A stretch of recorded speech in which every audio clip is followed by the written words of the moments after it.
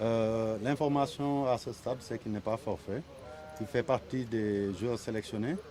Et à ce titre-là, nous avions retenu qu'il devait retourner à Barcelone pour un rendez-vous qui était prévu de longue date, le 10, avec le médecin chirurgien qui suit l'évolution de sa situation. Et hier, pendant toute la journée, notre staff médical, celui de Watford, le joueur même et le chirurgien étaient en concertation pour évaluer sa blessure. Celle-ci a évolué positivement, mais il y a une phase de réathlétisation qui est nécessaire.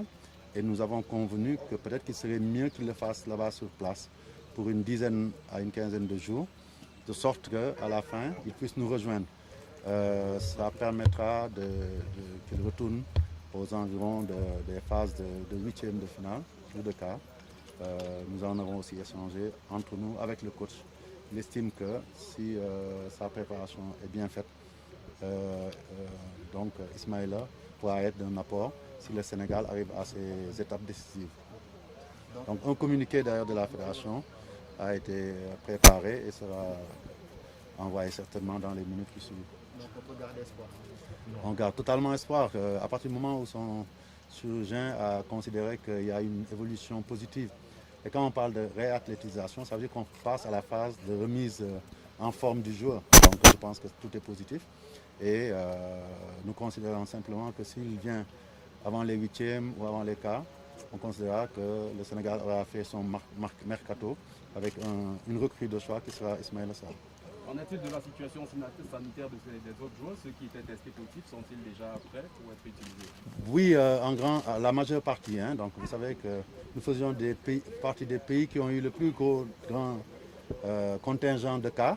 Et tout de suite, d'ailleurs, nous avons vu certaines personnes qui étaient confinées ici. On plaisantait avec eux en leur disant qu'ils étaient un peu sortis de prison, notamment au niveau de l'encadrement, le DTN, la Mindiata.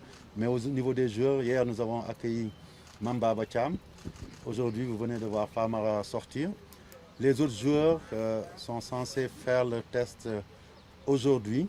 Ceux qui sont restés à Dakar, il y a à peu près 4 ou 5 qui sont restés à Dakar. Ceux qui seront testés négatifs, nous rejoindrons certainement demain dans la soirée. Et on espère que d'ici 2 ou 3 jours ou 4, nous aurons tout l'effectif au complet, mis à part Ismaïla Sarr.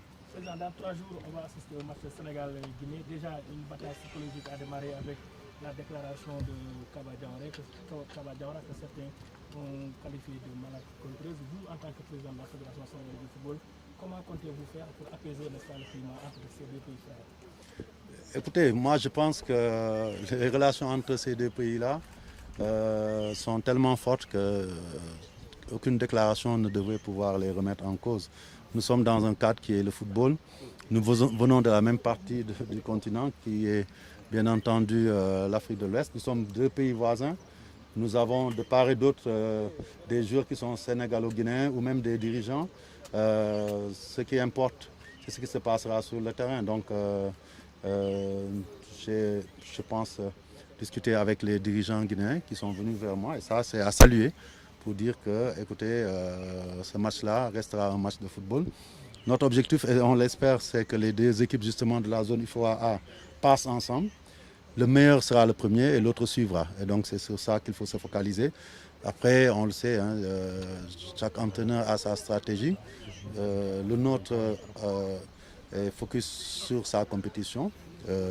Et certainement, c'est ça le plus important. C'est un match qui se jouera. Ce n'est pas le premier Sénégal-Guinée. Donc c'est la énième fois qu'on va jouer. Les deux équipes ont bien démarré le championnat. Il n'y a aucune raison de passionner ce match-là. Il faut le jouer dans la sérénité. Mais se donner à fond aussi, c'est de la compétition, que le meilleur gagne. Et je souhaite aussi, en tant que Sénégalais, que ça soit le Sénégal.